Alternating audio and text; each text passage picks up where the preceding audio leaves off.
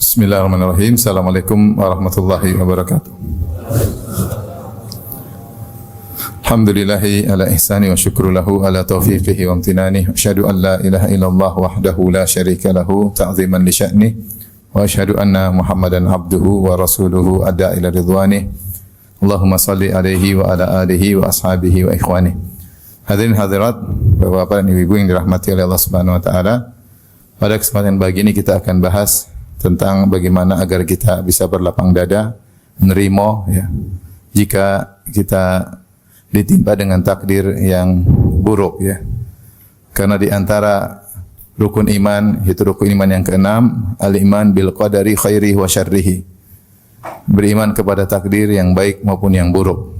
Ketika malaikat Jibril datang kepada Nabi sallallahu alaihi wasallam kemudian berkata, "Ya Muhammad, akhbirni anil iman." Wahai Muhammad, kabarkanlah kepadaku tentang iman. Maka Nabi mengatakan, al-iman, iman adalah untuk minabillahi wa malaikatihi wa kutubihi wa rusulihi wal yaumil akhir wa tu'mina bil qadari khairi wa syarrihi. Iman itu kau beriman kepada Allah, kepada para malaikat, kepada kitab-kitabnya, kepada para rasulnya, beriman kepada hari akhirat, dan engkau beriman kepada takdir yang baik maupun yang buruk.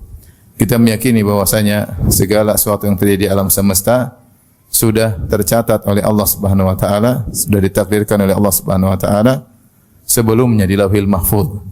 Nabi berkata, "Awwalu ma khalaqallahu al-qalam." Yang pertama kali Allah ciptakan adalah pena. Faqala lahu uktub. Maka Allah berkata, "Wahai pena, tulislah." Pena berkata, "Wa madza aktub?" Apa yang aku tulis ya Allah? Allah berkata, "Uktub ma huwa kainun ila yaumil qiyamah." Tulislah semua yang akan terjadi sampai hari kiamat.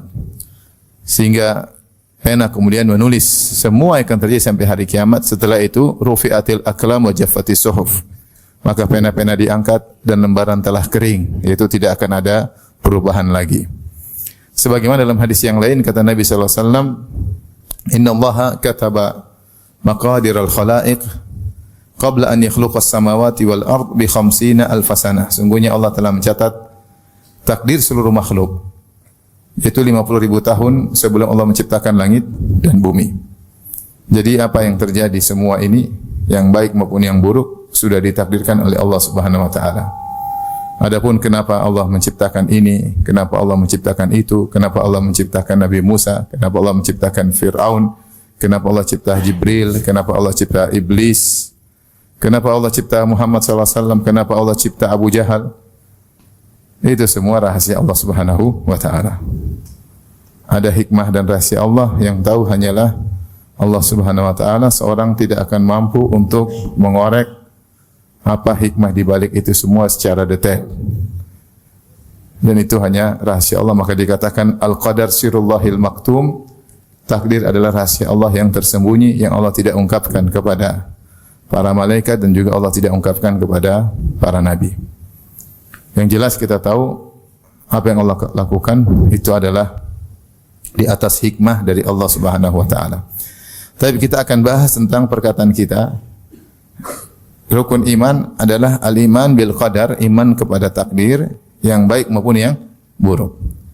Apa maksudnya takdir yang buruk? Takdir yang buruk maksudnya ditinjau dari al-muqaddar yang Allah takdirkan. Adapun perbuatan Allah mentakdirkan keburukan tersebut bukanlah keburukan. Jadi iblis buruk atau tidak? Buruk. Tapi Allah menciptakan iblis bukan keburukan. Karena di balik penciptaan iblis banyak sekali hikmah-hikmah. Sederhananya yang Allah sebutkan dalam Al-Quran, kerusakan, bencana alam. Buruk atau baik? Buruk. Tapi Allah ciptakan keburukan tersebut demi kebaikan di balik itu. Dalam surat Ar-Rum Allah berfirman, "Zaharal fasadu fil barri wal bahri bima kasabat aydin nas liyudhiqahum ba'dhal ladzi 'amilu la'allahum yarji'un." Telah nampak kerusakan di daratan dan di lautan akibat ulah perbuatan manusia. Allah ciptakan itu semua buat apa? Liyudhiqahum ba'dhal ladzi 'amilu, agar Allah merasakan kepada mereka sebagian dari akibat perbuatan mereka. Tujuannya apa? La'allahum yarji'un, agar mereka kembali.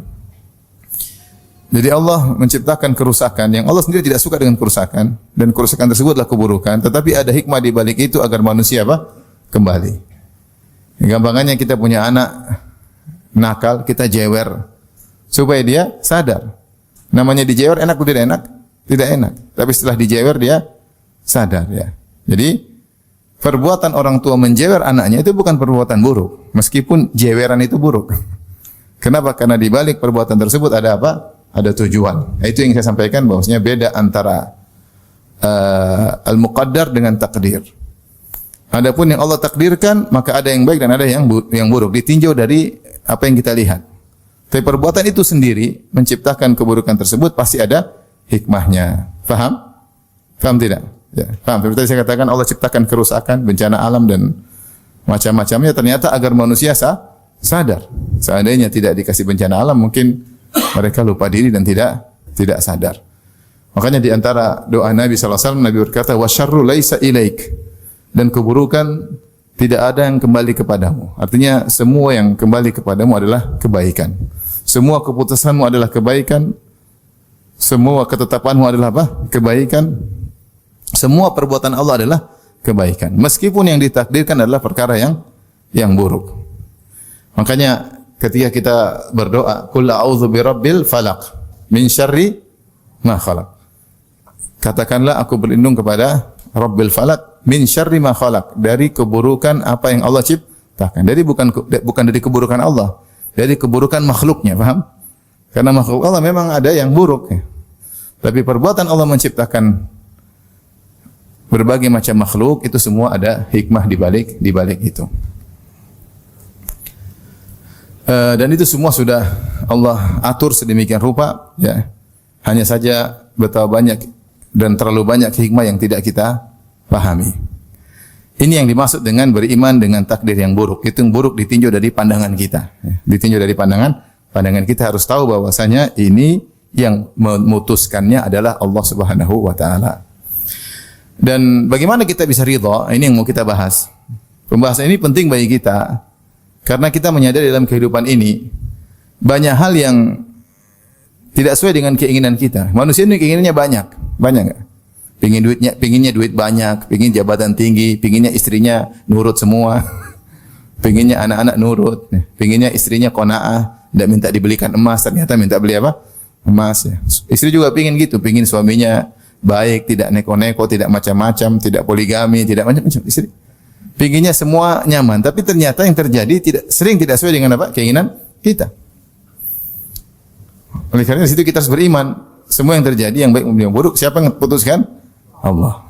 Maka kita butuh melatih diri bagaimana cara kita bisa ridha dengan keputusan yang buruk di mata kita, yang buruk di mata kita. Apalagi Allah menyebutkan sifat manusia, innal insana li rabbih lakanud. Manusia itu sungguh sering berkeluh kesah kepada Rabbnya. Kanud, maksudnya suka berkeluh kesah. Kata Hasan al-Basri, yansa an-ni'am wa yadhkurul masaib. Nikmat-nikmat yang Allah berikan kepadanya yang begitu banyak dan bertahun-tahun dia lupa. Hanya sekedar gara-gara musibah yang menimpa sebentar. Yang dia ingat musibah-musibah, dia lupa terlalu banyak kenikmatan yang banyak. Dia mengeluh kepada Allah, ya Allah kenapa kau timpakan aku demikian? Padahal cuma sesekali musibah tersebut. Kebanyakannya nikmat yang dia rasakan. Tapi demikianlah sifat manusia. Allah mengatakan, innal insana khuliqa halu'a. Manusia itu diciptakan halu, yaitu suka berkeluh kesah, pelit. Idza massahu syarru jazua. Kalau ditimpa dengan keburukan, jaza, keluh kesah, jaza, tidak sabar. Sifat manusia.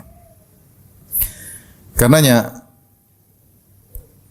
kita perlu membahas tentang masalah ini agar hidup kita ini ya bahagia meskipun mungkin di tengah-tengah hal-hal yang tidak kita sukai.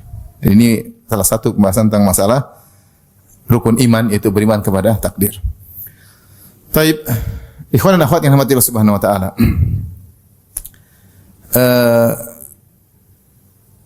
Musibah jika menimpa seorang itu hal yang tidak disukai. Maka ada beberapa sikap yang mungkin dilakukan oleh seorang terkait dengan musibah tersebut. Yang pertama hukumnya haram. Haram itu jaza. Jadi innal idza massahu syarru jazua. Kalau ditimpa dengan keburukan dia jaza, berkeluh kesah, dia marah-marah. Tidak sabar. Jaza itu artinya tidak sabar. Dan tidak sabar ini bisa teraplikasikan dalam perkataan, perbuatan maupun hati. hatinya meronta-ronta, protes kepada Allah.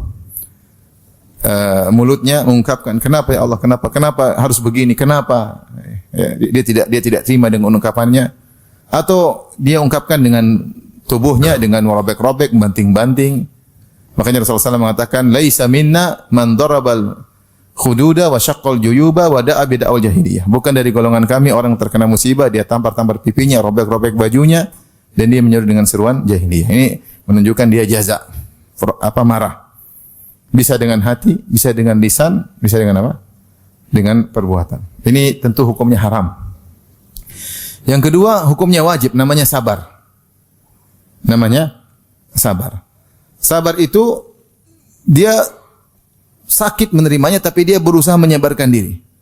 Hatinya belum bisa terima, tapi dia bilang dia paksa-paksakan untuk terima. Mulutnya ingin teriak, tapi dia tutup mulutnya. Tangannya ingin membanting, tapi dia tidak jadi membanting. Tangannya ingin menggedor, melempar, tapi dia tidak jadi melempar. Ini namanya sabar. Ini hukumnya wajib. Wajib, yaitu menahan hati dan menahan lisan dan menahan anggota tubuh untuk tidak melakukan satu perbuatan yang menunjukkan tidak terima dengan keputusan Allah Subhanahu wa taala. Tapi bergejolak. Ya, tapi dia sabar. Itu namanya sabar. Ini pahalanya besar. Hukumnya wajib dan pahalanya sangat besar. Di atas sabar adalah ridha. Ridha itu dia terima bahwasanya ini yang terbaik. Dia terima adalah yang terbaik. Tapi ini tidak wajib. Tidak semua orang ketika diterima musibah kemudian dia ridha. Yang wajib bagi dia adalah sabar. Meskipun mungkin dia tidak suka. Namanya istri yang dia sayangi meninggal, dia suka. Dia enggak suka. Anak yang dia sayangi, tapi dia sabar. Terus sabar. Kalau ridha, enggak apa-apa. Ini yang terbaik. Namanya apa? Ridha. Ridha tidak wajib. Karena ridha itu derajat yang lebih tinggi. Tidak semua orang bisa ridha dengan apa? Keputusan Allah. Ya akhi, mobil ente dicuri, ente ridha? Baru beli kemarin, belum dipakai sudah hilang. Ridha enggak? Belum terridha. Tapi sabarlah, insyaallah yang terbaik. Insyaallah terbaik. Tapi insyaallah yang terbaik. Itu namanya sabar. Kalau ridha terbaik. Ridha. Itu namanya ridha. Ridha tidak wajib. Ya. Jadi yang ditinjau dengan keridhaan ada dua. Ridha dengan keputusan Allah, ridha dengan apa yang menimpanya. Kalau ridha dengan keputusan Allah, orang sabar juga ridha. Saya ridha dengan keputusan Allah, saya tidak protes. Tapi saya belum bisa terima, belum menerima apa yang terjadi pada saya. Cuma saya tahu ini terbaik. Tapi kalau ridha, dia terima dua-duanya. Dia tahu Allah yang putus terbaik dan dia ridha apa yang saya ridha dengan apa yang menimpa saya. Ya. Karena ini pasti yang terbaik bagi saya. Jadi, namun ridha terhadap putusan Allah hukumnya wajib. Ridha terhadap musibah yang menimpa tidak wajib. Yang wajib tadi apa? Sabar. Jadi sabar itu masih ada gejolak tapi dia lawan. Ya. Yang lebih hebat lagi yang keempat, bersyukur. Bersyukur dapat musibah. Apa bedanya syukur dengan ridha? Kalau syukur dengan ridha itu syukur tidak ingin musibah itu hilang. Nah, ini susah kalau ini. Alhamdulillah dengan musibah yang berkesinambungan ini. Saya ternyata gini, itu susah kalau itu. Tapi ya, apakah ada yang begitu? Ada. Yang dia dia bersyukur dengan musibah yang berkesinambungan. Saya pernah hajian sama seorang, dia terkena ginjalnya rusak sehingga dia setiap 6 jam sekali turunnya dia cuci ginjal sendiri ya. Manual ada alat masuk sini keluar sini terus pakai cairan ya. Setengah jam dia sambil baca Quran. Terus dia bilang sama saya, "Ustaz, bolehkah saya berdoa kepada Allah agar saya tidak sembuh-sembuh?" Dia bilang, "Kenapa?" Dengan begini saya dekat dengan Allah Subhanahu wa taala. Saya ingat selalu kepada Allah Subhanahu wa taala. Saya ingat kesalahan-kesalahan saya. Jadi saya senang seperti ini. Ini namanya bersyukur. Itu berat ya. Berat. Maksudnya mobil hilang bersyukur semoga hilang-hilang lagi. Ini susah ya. Susah. Ini tidak wajib. Yang wajib cuma sabar. Ridho dan syukur itu derajat di atas. Ridho dan syukur itu derajat di atas. Yang wajib orang sabar ya sudahlah. Sudah dapat pahala yang besar. Baik. Oke, sekarang kita ingin bahas bagaimana cara kita ridha, berlapang dada atau agar kita bisa bersabar ketika terkena musibah. Maka pada kesempatan ini saya akan mengajak ikhwan dan akhwat, untuk merenungkan beberapa renungan-renungan agar kita bisa ridha dengan hal-hal yang tidak enak yang kita rasakan. Yang pertama yang kita renungkan, sebagaimana kita tahu bahwasanya musibah atau hal yang tidak kita sukai, yang tidak kita sukai namanya musibah. Apakah kecil atau besar? Semua yang tidak kita sukai namanya apa? Musibah. Bahwa musibah yang menimpa menggugurkan dosa-dosa. Ini di antara hal yang kita ridha, ya sudahlah. Menggugurkan dosa-dosa. Rasulullah SAW mengatakan, "Ma yusibul muslim min wasabin wala nasabin wala hammin wala hazanin wala adan hatta syauka yushaquha illa kafarallahu bihi khatayahu." Tidaklah sesuatu yang tidak disenangi oleh anak Adam menimpanya, apakah sakit, apakah letih badannya, apakah hazan kesedihan yang menimpa masa lalu yang selalu teringat-ingat, atau hammin yaitu kekhawatiran di masa depan, nanti gimana, kekhawatiran gimana anak nanti sekolahnya, gimana usaha saya, gimana tentang namanya ham. Wala adzan, gangguan orang zalimi dia, baik perkataan, baik perbuatan, mengganggu dirinya terkait dengan harga dirinya, terkait dengan hartanya, terkait dengan keluarganya, mengganggu di medsos, mengganggu di status, mengganggu di WhatsApp, terganggu. Hatta syauka yushaquha, sampai duri yang menimpanya, illa kafarallahu bihi khatayahu, kecuali Allah akan menggugurkan apa? Dosa-dosanya. Dan kekuatan potensi untuk menggugurkan dosa dengan musibah sangat besar. Sangat besar. Oleh karenanya, ketika sakit sederhana, sakit demam, ketika Rasulullah mendatangi seorang wanita kena demam, kemudian dia mencela demam tersebut. Maka Rasulullah SAW berkata, "La tasubbil humma," janganlah kau mencela demam. "Fa innaha tudhibu khataya bani Adam kama yudhibul kir khabathal hadid." Jangan kau cela demam, sungguhnya demam itu menggugurkan dosa-dosa anak Adam sebagaimana alat pandai menghilangkan apa? Karat besi. Alat pandai besi dengan panas yang tinggi mudah menghilangkan karat besi, mudah. Sebagaimana demam mudah menghilangkan apa? Dosa-dosa. Itu demam. Bagaimana penyakit-penyakit lebih dahsyat? Demam kita masih kuat, tapi bagaimana penyakit yang lebih ngeri, kanker, penyakit macam-macam ya. Yang apalagi berlanjut-lanjut, betapa banyak dosa yang berguguran dengan penyakit tersebut. Makanya Rasulullah SAW kalau menjenguk orang sakit, Rasulullah SAW berkata, "La ba'sa, tahurun insyaallah."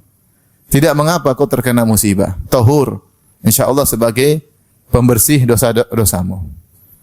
Kita tidak ingin sakit ya. Siapa yang ingin sakit? Enggak ada. Dan jangan berdoa minta dikasih sakit, jangan.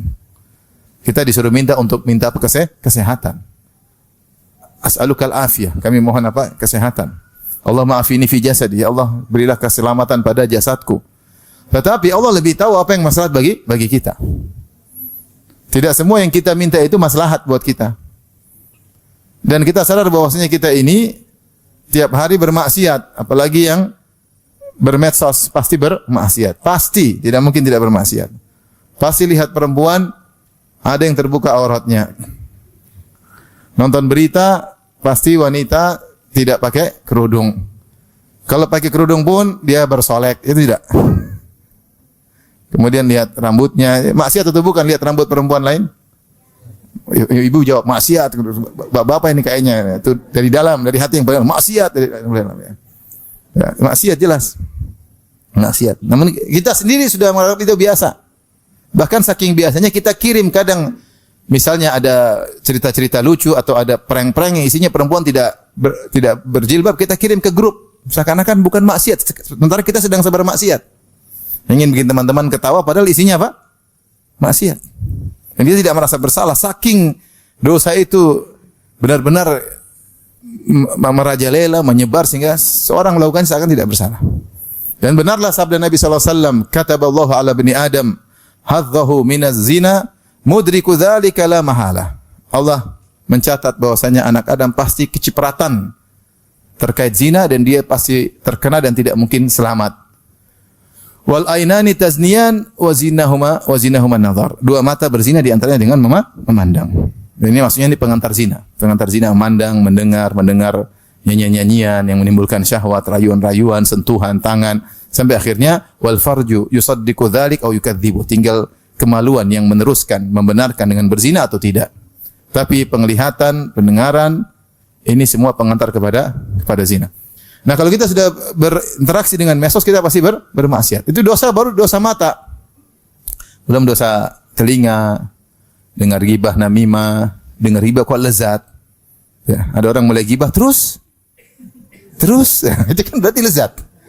Kalau kan gibah tuh, nah, kita kan jarang, kita kalau orang dengar cerita kejelekan orang, terus, oh gitu ya, terus ya, saya baru tahu, terus, udah selesai semua. Akhirnya kita mendengar dengan nikmat, itu namanya dosa atau bukan? Dosa. Berarti kan dosa telinga banyak, dosa hati banyak lagi. Hasad, dengki, suudzon, merendahkan orang. Nah, kalau hitung dosa kita sangat banyak. Ustaz, bukankah kita sudah istighfar? Sering istighfar, tapi istighfarnya tidak berkualitas. Sehingga meskipun sudah beristighfar, sudah bertobat, masih ada sisa dosa. Di antara cara Allah untuk menghilangkan dosa-dosa tersebut adalah dengan dikasih musibah. Kasih musibah. Ingat, jangan minta musibah ya. Tapi kalau datang musibah, itu cara Allah untuk menggugurkan dosa. Ini potensi untuk menggugurkan dosa paling cepat yang terjadi terkasih apa? Musibah. Maka dengan demikian kita ridha dengan musibah yang menimpa kita. Terkadang kita gelisah. Sebagian masyayikh sebenarnya mengatakan, terkadang alhamdulillah Allah kasih kau musibah ringan, gelisah, tiba-tiba gelisah, khawatir, itu sudah menggugurkan dosa. Ya. Allah tidak patahkan tulangmu, Allah tidak patahkan jarimu, Allah tidak, cuma buat gelisah itu saja. Tahu-tahu air mata keluar, sedih. Ya. Itu sudah menggugurkan apa? Dosa-dosa. Ya. Namun yang perlu saya ingat, musibah itu tidak otomatis menggugurkan dosa. Tetapi dia hanya menggugurkan dosa jika kita bersabar. Karena yang dinilai oleh Allah pahala atau tidak adalah sikap hamba, bukan kejadian alam tersebut. Paham? Kejadian alam itu Allah takdirkan. Yang jadi penilaian Allah sikap kita menghadapi ujian tersebut. Bukan berarti orang terkena ujian otomatis kemudian dosanya berguguran, tidak. Tapi bagaimana sikap dia menghadapi dosa tersebut? Dia sabar atau tidak? Kalau tidak sabar tambah parah. Kalau tidak sabar dia semakin banyak dosanya. Dia harus sabar baru dosa-dosanya berguguran. Baik. Yang kedua, agar kita ridha dengan musibah yang menimpa kita ya, adalah kita tahu bahwasanya musibah bisa meninggikan derajat. Jadi fungsi musibah itu dua. Jika kita sabar, dia menggugurkan dosa sekaligus plus meninggikan apa? Derajat. Sekaligus plus meninggikan derajat. Siapa yang bersabar, derajatnya naik, levelnya naik. Kata Nabi SAW, Asyadun nasi bala'an al-anbiya, orang yang paling berat ujiannya para nabi, tsumma salihun, kemudian orang saleh, tsumma al-amsal fal amsal, kemudian selanjutnya. Yubtala rajulu ala qadri imanihi. Seorang diuji berdasarkan kadar keimanannya, level keimanannya. In kana fi imanihi salabatun zida fi balahi. Kalau imannya kokoh tegar, Allah tambah levelnya, tambah lagi musibahnya. Ya. Allah tambah musibahnya. Wa in kana fi imani riqqatun khufifa anhu. Kalau ternyata dia tidak kuat, Allah ringankan ujiannya ya. Inna idhamal ajr ma'a idhamil bala ya. Sungguhnya besarnya pahala sesuai dengan besarnya apa? Musibah. Wa inna Allah idza ahabba qauman ibtalahum. Sungguhnya kalau Allah sudah mencintai suatu kaum, Allah akan memberi musibah kepada mereka. Makanya orang yang paling banyak musibahnya para nabi. Nah, kalau antum jarang musibah, senang-senang dari lahir sampai mati senang terus, ini masalah. Kok ketawa terus dari lahir sampai mati? Apa ada orang itu juga? Enggak ada, sama aja. Tapi mau saya, orang yang paling banyak musibahnya para nabi. Yang Nabi sendiri mengatakan. Kenapa? Karena Allah mencintai mereka. Kata Nabi, man yuridillahu bihi khairan yusib minhu. Siapa yang Allah kehendaki kebaikan baginya, Allah timpakan musibah kepadanya. Karena musibah sangat mudah mengangkat derajat. Makanya datang dalam hadis Rasulullah SAW berkata, sungguhnya Allah telah mencatat pada seorang hamba kedudukannya di surga. Tetapi ternyata amalannya tidak bisa mendongkraknya naik ke tingkatan tersebut. Maka Allah timpakan musibah kepadanya, pada dirinya, pada hartanya, pada anaknya. Lalu Allah buat dia sabar, maka dia terdongkrak naik ke tempat yang tinggi. Artinya Allah lihat, dia sudah puasa, dia sudah sholat malam. Belum bisa mendongkrak, dia sudah masuk surga. Tapi Allah ingin dia surga lebih tinggi. Maka cara yang tepat untuk buat dia cepat naik ke surga yang level tinggi, dikasih musibah dan dia sabar.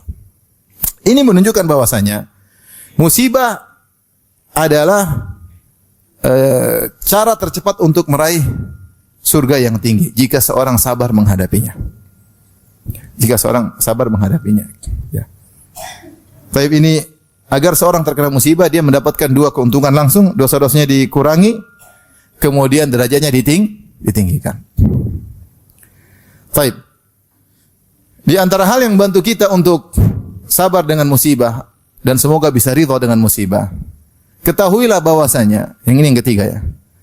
Semakin pilu suatu musibah, semakin sakit suatu musibah, maka semakin besar pahalanya, semakin besar bahagia yang kau dapatkan. Semakin pilu, kau semakin bahagia. Semakin sakit, semakin bahagia. Semakin sakit, bidadarinya semakin cantik. Gampangannya gitulah ya. Semakin sakit, bidadari semakin apa? Semakin cantik. Oleh karenanya Rasulullah SAW bersabda, "Yawaddu ahlul afiyah hina yu'ta ahlul bala ats-tsawab law anna juludahum fid dunya kanat tuqarrab bil maqarid." Atau kama qala Nabi sallallahu alaihi wasallam. Ketika di akhirat kelak orang-orang ahlul afiyah yang hidupnya nyaman-nyaman saja di dunia, jarang kena musibah, lahir sudah kaya, dapat warisan, kemudian nikah sama perempuan cantik, rumah besar, mobil mewah, selalu ikut fitness, enggak pernah sakit. Nyaman, ganteng. Ada orang seperti itu? Ada juga ya, meskipun jarang-jarang. Tapi maksudnya ada orang seperti itu, nyaman terus. Terus dia ternyata soleh juga, ternyata dia ke masjid, ternyata dia ke umrah, waktunya haji bintang 5, yang lain bintang 7, dia bintang apa? 5. Terus dia meninggal. Taib. Dia masuk surga. Terus dia ketemu temannya yang dulu suka sakit-sakitan, baju robek-robek, istri ngomel melulu, mobil masuk bengkel melulu, kalau kerja ditipu orang terus. Subhanallah. Rumah pulang istrinya sakit, anaknya sakit, tagihan gak lunas-lunas, musibah menimpa dia terus. Ternyata sama mau surga. Ternyata surga dia terlalu tinggi dibandingkan surganya orang yang afiah tadi.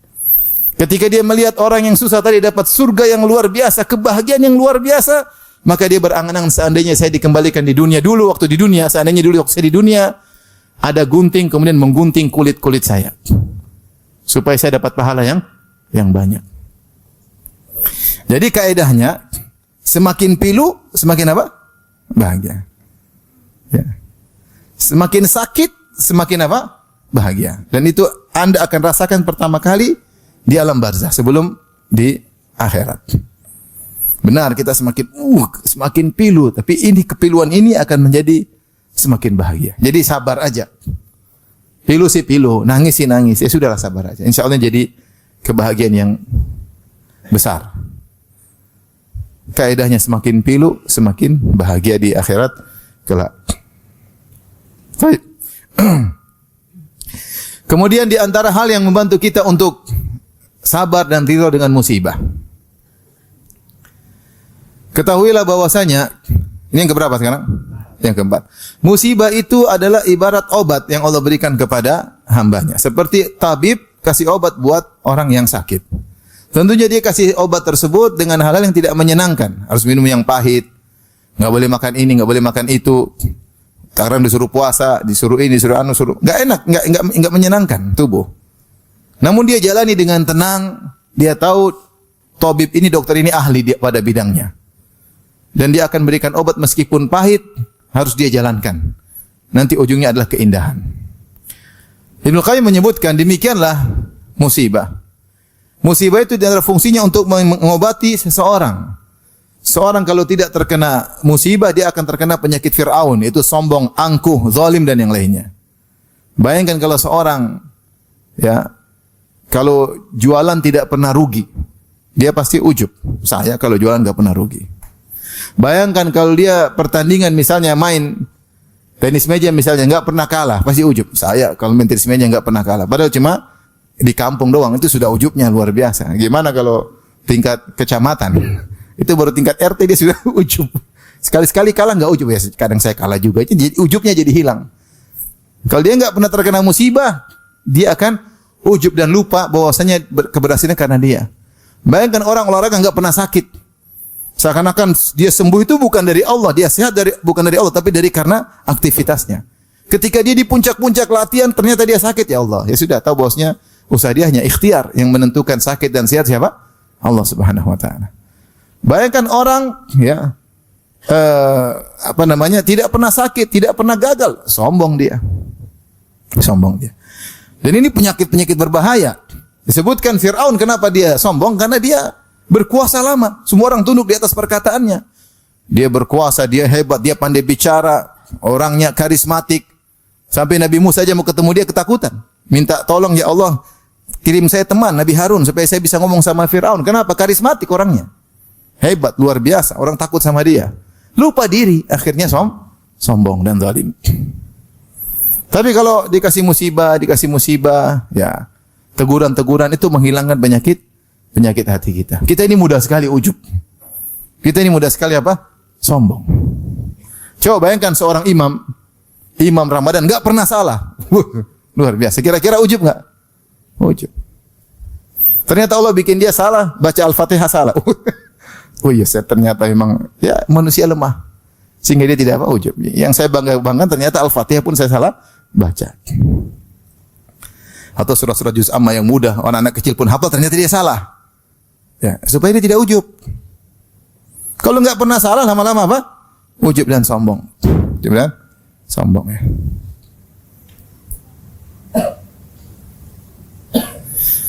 Oleh karenanya, musibah adalah obat. Tugas kita hanya meyakini yang kasih obat adalah ahli dalam bidangnya.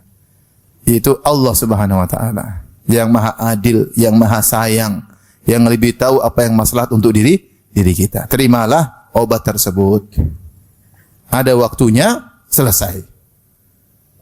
Obat itu ada kadarnya dan ada berapa lama minum obat dan ada waktunya selesai diminum obat ketika sudah sembuh. Maka ketika Allah kasih musibah, anggap saja itu adalah obat untuk menghilangkan penyakit-penyakit yang ada di dada kita. Tapi ini yang keberapa? Yang ke 4 atau 5? Tadi 4, sekarang 5. Masya Allah. Habis ini 6 kan?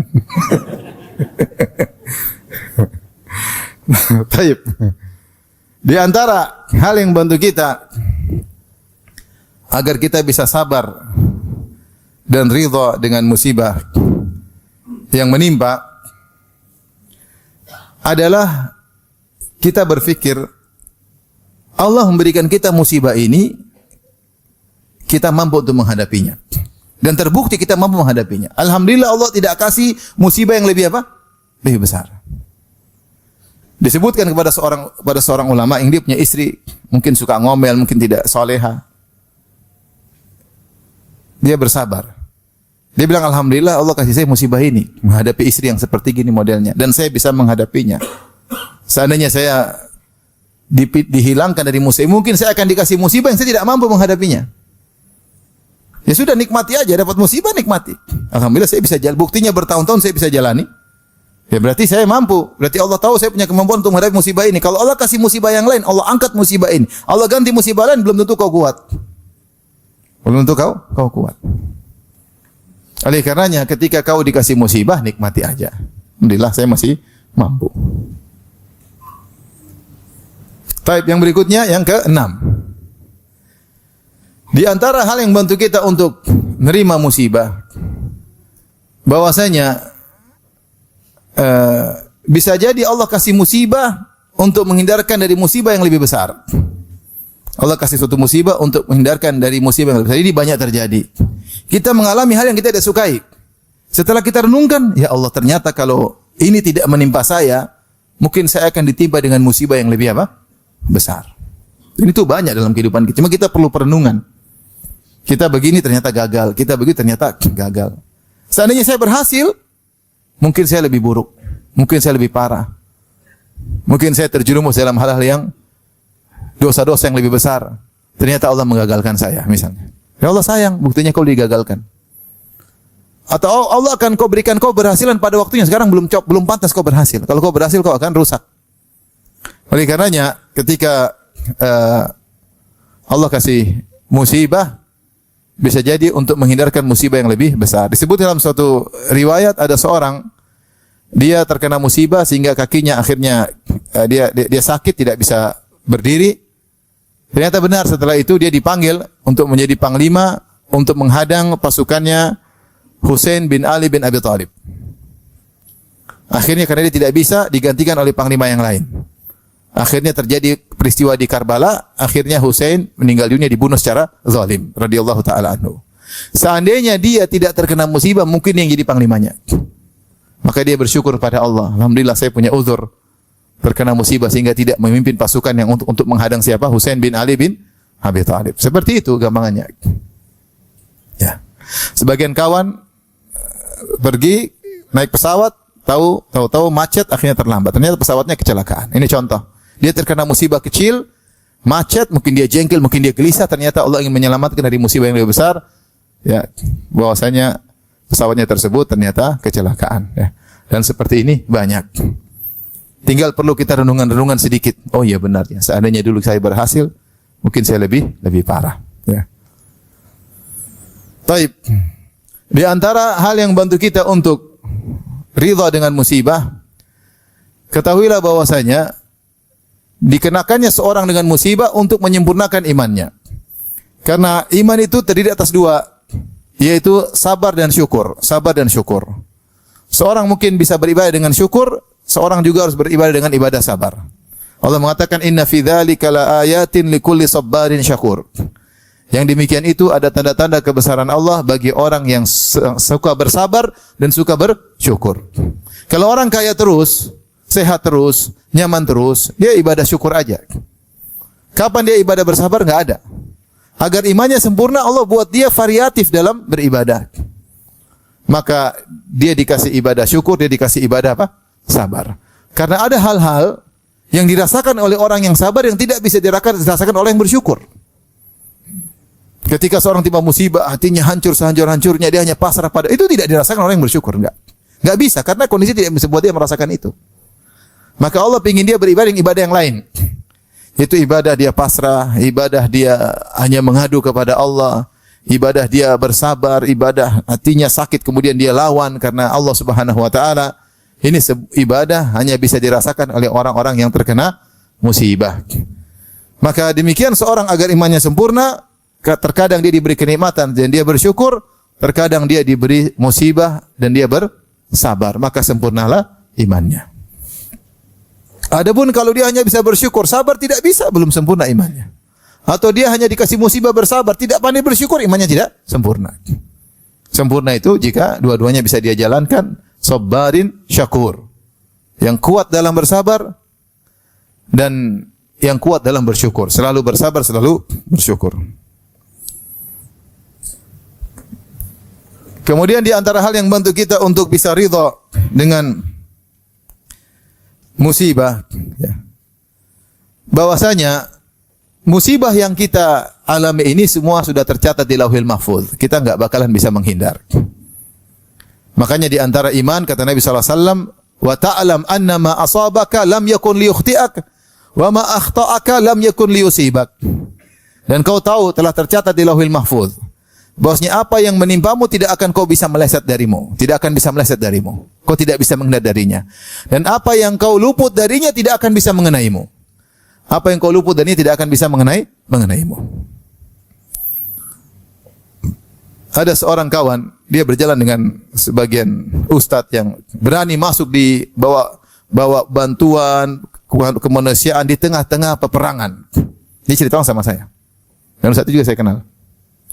Dia bilang, ustadz ini ngajarin kepada saya. Dia bilang kepada saya, "Hei fulan, semua peluru sudah ditakdirkan akan kena siapa. Kalau takdir kena saya akan kena. Kalau tidak bakalan kena." Makanya berani. Teman bilang iya, cuma dia belum berani juga. Sampai dia cerita suatu hari, ustadz ini lagi duduk di waktu itu dia bawa bantuan kemanusiaan di Suriah. Kemudian duduk di suatu tempat. Tiba-tiba dia merasa enggak enak, kemudian dia berjalan, tahu-tahu bom kena tempat duduknya itu. Itu Allah hindarkan. Kalau memang belum takdir, ya tidak bakalan kena. Tapi kalau sudah takdir pasti apa? Pasti kena. Oleh karenanya apa yang menimpa kita ini semua sudah dicatat. Enggak bisa kita menghindar. Yang kau bilang seandainya saya balik kemarin, tidak ada. Pokoknya kalau sudah ditakdirkan tidak akan kita bisa meleset.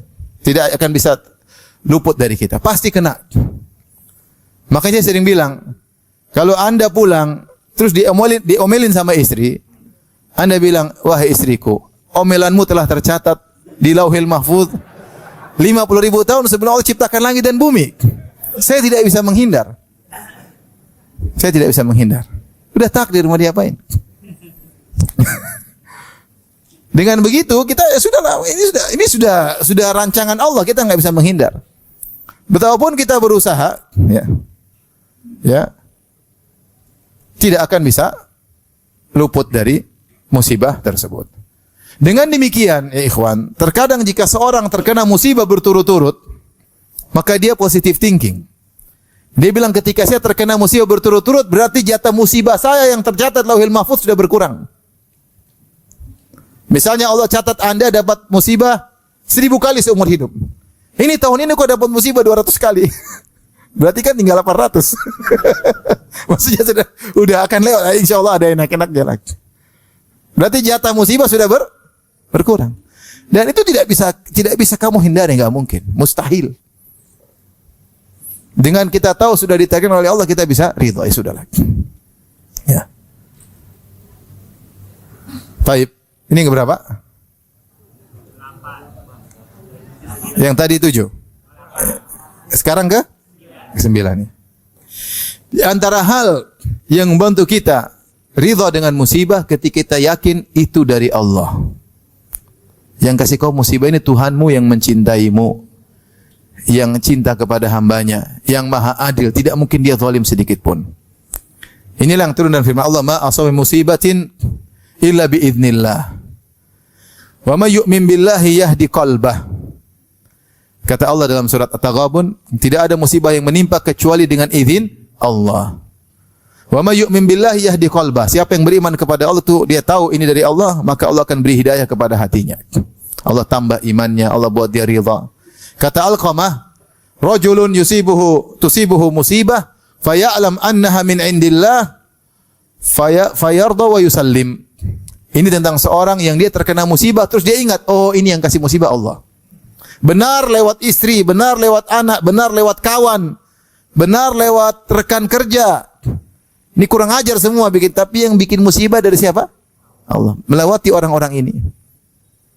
Terkadang musibah menimpa dari si istri, terkadang musibah istri ngomel mulu. Musibah itu tidak? Musibah berkesinambungan. Anak nakal, musibah enggak berhenti-berhenti. Ini nakal, inilah curi barang orang tua, narkoba lah. Benar, ini semua musibah dari orang-orang yang tidak. Tapi yang mentakdirkan ini semua siapa? Allah. Maka di antara hal yang membuat kita ridha, ini semua dari Allah. Dan Allah maha adil dan Allah maha tahu yang terbaik buat apa? Buat saya. Ini semua yang terbaik buat saya yang Allah tetapkan. Maka ketika kita tahu bahwasanya ini dari Allah, kita mudah untuk apa? Ridha. Kita mudah untuk ridha.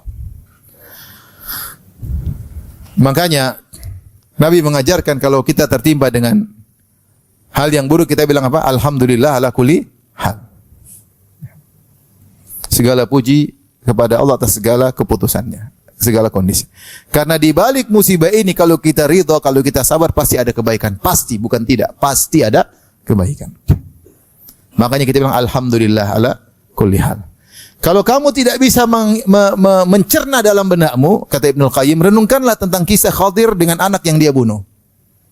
Kata Allah, fantalaqa hatta idza, ya, ketika Nabi Khadir dan Nabi Musa berjalan, kemudian mereka bertemu dengan gulam. Kata Allah, faqatalah, maka Khadir pun membunuh anak tersebut. Musa protes, aqatalta nafsan bighairi nafsin laqad ji'ta syai'an nukra. Apa kau bunuh seorang anak tanpa kesalahan? Dia tidak bunuh orang, kau bunuh dia. Kau telah berbuat perbuatan yang mungkar. Akhirnya Nabi Khadir menjelaskan, ammal gulamu fakana abawahu mu'minaini fa khashina ayyurhiqahuma tughyanan wa kufra. Fa'aradna ayyubdilahuma rabbuhuma khairan minhu zakatan wa aqraba ruhma. Akhirnya Nabi Khidir menjelaskan, wahai Musa, adapun anak yang saya bunuh tersebut, kedua orang tuanya beriman. Kalau anak ini besar, dia nakal anak ini. Dan dia akan menjerumuskan kedua orang tuanya dalam perbuatan zalim, berlebih-lebihan atau dalam kekufuran. Maka kami ingin Allah mengganti anak ini dengan anak yang lain yang lebih sayang kepada kedua orang tuanya. Lebih bertakwa, zakatan, lebih soleh, dan lebih rahmah, lebih sayang kepada kedua orang tuanya. Akhirnya anak ini meninggal dan akhirnya Allah gantikan dengan anak yang lebih apa? Baik. Ketika anak ini meninggal, mungkin kedua orang tidak bisa terima. Kenapa anak ini meninggal? Ternyata Allah menyiapkan hal yang lebih apa? Lebih baik. Maksud saya, kata Ibnul Qayyim rahimahullah ta'ala, kalau kau tidak bisa mencerna apa hikmah kenapa saya terkena musibah, ingat kisah ini. Ingat kisah ini, kau tidak bisa. Tapi yakinlah di balik ini pasti ada kebaikan, ada hikmah. Pasti, bukan tidak pasti. Pasti, yang penting kau sabar. Kalau kau sabar, pasti ujungnya indah. Bukan tidak pasti. Pasti ujungnya indah.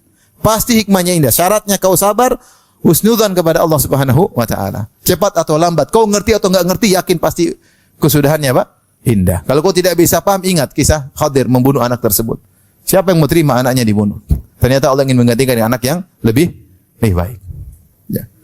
Oleh karenanya, ketika terkena musibah, seorang mengatakan alhamdulillah ala kulli hal. Cuma hikmah itu tidak dibuka oleh Allah langsung. Seandainya setiap hikmah dibuka, maka kita tidak akan sabar, tidak perlu ibadah. Makanya justru ibadah kita kepada Allah adalah Allah menyembunyikan hikmah tersebut. Sehingga kita tidak tahu hikmahnya, tapi kita sabar.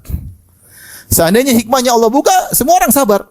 Saya sering sampaikan kisah Nabi Yusuf alaihissalam, ketika diuji dengan ujian berturut-turut, dia sabar. Bahkan ketika dia masuk penjara, dia bilang, tolong ceritakan saya kepada rajamu supaya dikeluarkan di penjara. Ternyata Allah mentakdirkan dia tetap di penjara. Temannya tadi lupa cerita tentang Nabi Yusuf. Ternyata di balik dia tetap di penjara ada hikmahnya. Akhirnya raja mimpi dan tidak ada yang bisa tafsirkan kecuali Nabi Yusuf. Seandainya dia keluar dari penjara ketika itu, pulang ke Palestina tidak jadi apa-apa. Keluar dari penjara pulang. Tapi Allah ingin dia ditambah lagi penjaranya 7 tahun. Ternyata setelah 7 tahun raja mimpi. Jadi penjara 14 tahun. 7 tahun plus 7 tahun berikutnya. Ternyata raja bermimpi setelah itu dan tidak ada yang bisa nafsirkan kecuali Yusuf alaihissalam. Akhirnya dia jadi bangsawan. Seandainya sejak awal Nabi Yusuf sudah tahu bahwasanya dia bakalan dihasati oleh kakak-kakaknya, dijual jadi budak, dimasukkan dalam sumur, dipisahkan dari orang tuanya, di penjara, dituduh mau menzinai Imratul Aziz. Dia tahu ujungnya jadi bangsawan, sejak awal dia senyum-senyum aja. Dan tidak ada ibadah di balik itu, iya enggak? Oh, enggak apa-apa, jual-jual aja enggak ada masalah. Kali ini jalan menuju jadi apa? Tapi kapan dia tahu? Setelah terjadi. Baru dia pikir, oh benar. Tapi selama itu dia beribadah kepada Allah. Ibadahnya apa? Sabar, husnudzan kepada Allah Subhanahu wa taala. Ujungnya pasti apa? Indah. Makanya Allah berkata kepada Nabi Nuh alaihissalam, "Tilka min amba'il ghaibi nuhiha ilaik. Ma kunta ta'lamuha anta wala qaumuka min qabli hadza. Fasbir, innal aqibata lil muttaqin." Ya. Tentang Nabi Nuh Allah berkata kepada Nabi Muhammad SAW, wahai Nabi Muhammad SAW, inilah kisah Nabi Nuh yang kami ceritakan kepada engkau, wahai Muhammad. Kau tidak tahu sebelumnya dan kaummu juga tidak tahu tentang kisah ini. Saya ceritakan. Ini hal gaib, wahai Nabi Muhammad. Kalau begitu, lihatlah Nuh alaihissalam bersabar 950 tahun, ujungnya indah. Karenanya fasbir, sabarlah engkau, wahai Muhammad. Innal aqibata lil muttaqin. Sungguhnya kesudahan yang baik bagi orang yang bertakwa, orang yang bersabar. Jadi kalau kita terkena musibah, kita yakin, bukan pasti. Kalau orang sabar pasti sudahnya apa? Kesudahannya apa? Indah. Makanya kalau orang terkena musibah, kemudian dia tidak sabar, mungkin ada solusi, mungkin dengan cara dia. Tapi solusi tersebut tidak akan sempurna. Dan solusi tersebut bisa jadi menimbulkan musibah berikutnya. Tapi kalau dia sabar, solusi datang dari Allah dengan sempurna. Terapkan dalam kehidupan antum. Tapi sabar. Jangan ngomel. Sabar. Berusaha ikhtiar tapi serahkan pada Allah. Sabar. Solusinya sempurna dari Allah Subhanahu wa taala. Ya.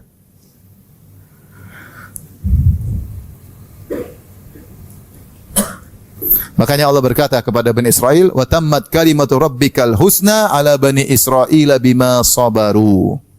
maka tertetapkanlah keputusan Allah yang terindah buat Bani Israel karena mereka bersabar. Ketika mereka bersabar baru ada solusi dari Allah, solusi yang indah dan solusi yang sempurna. Baik, yang berikutnya nomor berapa? Nomor 10. Di antara hal yang bantu kita untuk bersabar, Ibnu Qayyim menyebutkan rahimahullahu taala bahwasanya musibah itu seperti fenomena alam, seperti cuaca. Cuaca itu terkadang hujan, terkadang terang, terkadang kemarau, terkadang musim panen, musim subur, terkadang musim panas, terkadang musim dingin. Dia seperti itu. Datang dan pergi, datang dan pergi. Maka kalau terkena musibah, kita sudah dapat hal yang tidak kita sukai mungkin ratusan kali. Gitu enggak? Enggak suka gini dan kita bisa lewati. Kita bisa lewati. Demikianlah musibah. Akan pergi dengan sendirinya jika kita bersabar. Sebagaimana musim dingin akan berlalu diganti dengan musim panas. Dan sebagaimana musim panas akan berlalu diganti dengan musim apa? Musim dingin. Ya. Jadi sabar saja. Ada saatnya musibah tersebut akan terlewatkan. Maka kita bersabar. Bahkan jika musibah tersebut tidak hilang-hilang sampai kita mati, ketahuilah itu adalah tabiat kehidupan. Itu bukan musibah, itu hanyalah artinya itulah tabiat kehidupan, tidak bisa terhindar darimu. Bahwasanya kehidupan itu pasti ada musibahnya. Saya sering kasih logika seperti ada orang protes, dia bilang, "Ustadz, gimana? Jakarta setiap hari Senin musibah, macet." Itu bukan musibah. Itu sifat Jakarta. Kalau nggak bisa dihindari lagi, kalau bisa dihindari ya hindarkan. Kalau nggak bisa, anggap aja tabiat kehidupannya sudah, nikmati aja. Yang mau gimana? Nikmati aja. Karena tidak bisa ada solusinya. Kalau ada solusinya ya alhamdulillah. Kalau nggak bisa, anggap saja tabiat apa? Kehidupan.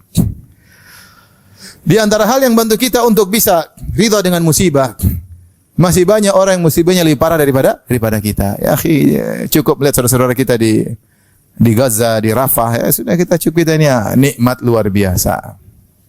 Nikmat luar biasa. Masih terlalu banyak orang yang susah, menderita ya daripada kita. Maka ketika kita melihat orang lebih buruk daripada kita, lebih besar musibahnya, maka kita bersyukur kepada Allah Subhanahu wa taala ya. Bahwasanya kita musibahnya masih ringan. Masih ringan.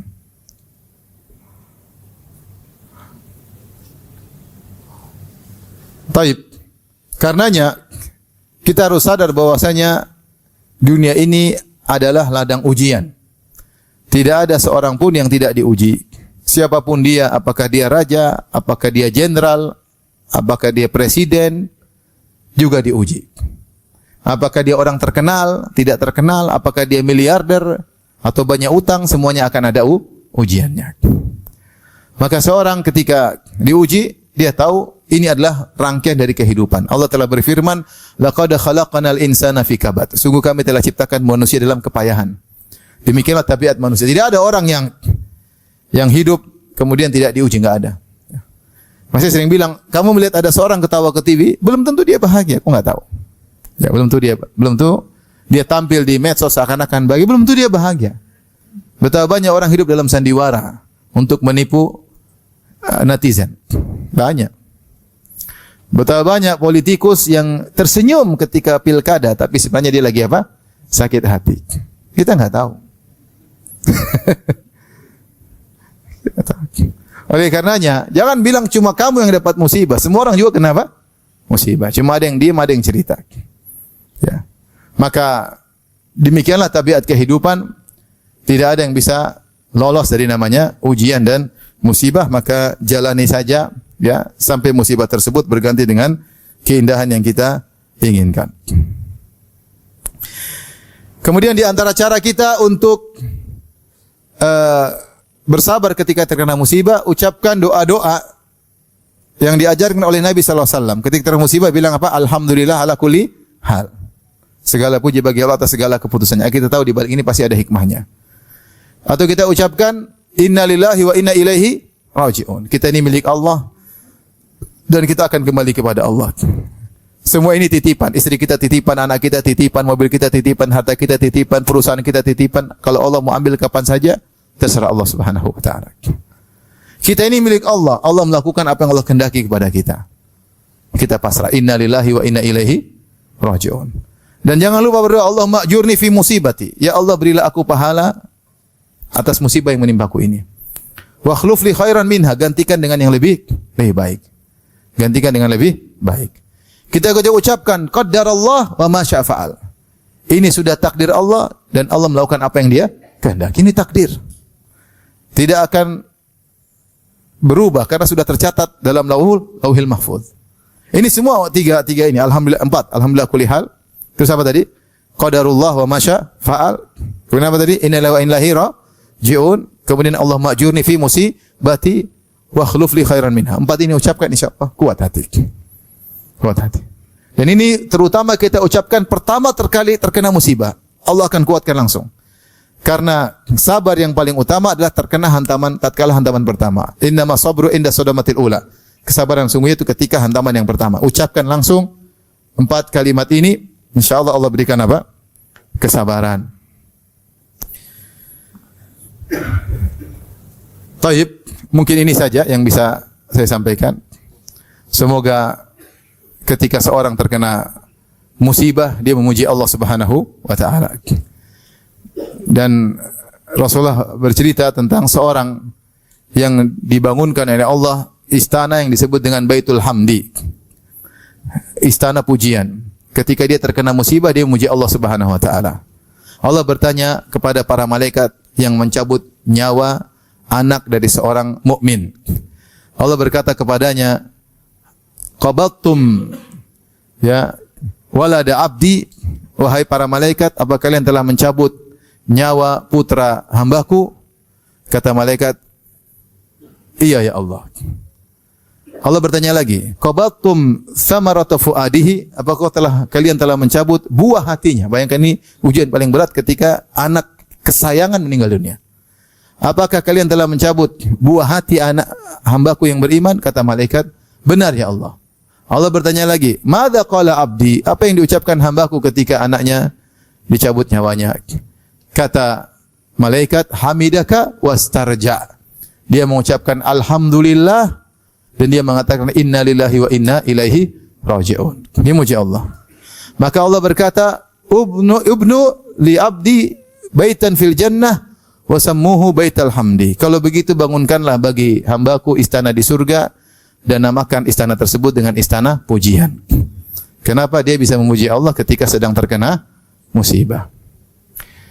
Kita renungkan. Seperti saya pernah nasihati ada saudara, ketika saya suruh beri nasihat ketika meninggal, punya anak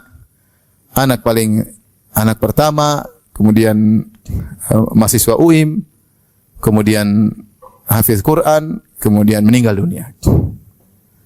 Saya bilang, memang ya kita cinta sama anak tersebut, tapi Allah lebih tahu terbaik buat anak tersebut. Bisa jadi Allah pindahkan kepada kehidupan yang lebih bahagia daripada dia di dunia. Karena anak itu sakit, ya sudah mungkin saatnya Allah bilang pindah dari kesakitan menuju kebahagiaan. Apalagi anak tersebut sabar ketika terkena sakit. Demikian juga mungkin kita punya orang tua, mungkin dia sakit-sakitan akhirnya meninggal. Kita bilang husnuzon aja. Daripada dia hidup sakit-sakit menderita di dunia, Allah pindahkan kehidupan yang lebih bahagia di alam barzah. Husnuzon aja sama Allah Subhanahu wa taala. Sehingga kita tetap mengatakan alhamdulillah ala kulli hal. Ini perlu perenungan, ya, perlu perenungan. Ya. Ketika mungkin anak kita ada yang masih kecil meninggal dunia, itu berat, sangat berat. Sangat berat. Rasulullah aja menangis ketika Ibrahim meninggal. Anaknya masih kecil. Sampai Rasulullah SAW menetes air mata. Rasulullah SAW berkata, innal qalba la yahzan. Sungguh hati ini sedih. Wa innal aina la tadma. Dan sungguh mata ini menangis. Wala naqulu illa bima yurdi rabbana. Namun kami tidak akan mengucapkan kata-kata kecuali yang mendatangkan keridhaan Allah. Wa inna bi firaqika ya Ibrahim lamahzunun. Dan sungguh kami bersedih dengan kepergianmu wahai putraku Ibrahim. Tapi tadi dipanggil Allah lebih sayang kepada ini daripada kita. Kita ini cuma ayahnya. Allah yang mengkreator anak ini. Allah yang pencipta anak ini lebih sayang daripada kita. Ya udah Allah ambil pasti lebih maslahat. Kita enggak tahu. Ada orang punya anak meninggal. Lihat tadi seperti Nabi Khadir. Mungkin kita sayang ketika dia besar, mungkin dia ternyata nakal. ketika dia meninggal sebelum besar, dia tidak ada dosa. Bahkan bisa menjadi pemberi syafaat bagi orang tuanya. Nggak tahu Allah ingin anak-anak meninggal supaya menjadi pemberi syafaat bagi kedua orang tuanya. Seandainya dia besar, belum tentu kita bisa mendidiknya. Apalagi zaman sekarang, zaman Gen Z. Di mana-mana kekacauan ya. Belum tentu kita bisa mendidik anak-anak kita. Intinya, kita tidak berharap dikasih musibah, tapi kalau Allah kasih musibah, kita minta tolong kepada Allah. Karena tidak ada yang bisa bikin kita sabar kecuali siapa? Allah. Wasbir wa ma sabruka illa billah. Bersabarlah dan kau tidak bisa bersabar kecuali yang bikin sabar siapa? Allah. Maka kalau sudah sabar jangan ujub. Kalau sudah sabar jangan ujub. Apalagi riya, saya sabar nih, wis. Diposting enggak usah lah. Tidak ada yang bisa bikin kau sabar kecuali Allah Subhanahu wa taala. Tapi demikian saja kajian kita. Alhamdulillah antum bersabar mendengar ya. Kalau ada yang bertanya saya persilahkan, kalau tidak alhamdulillah.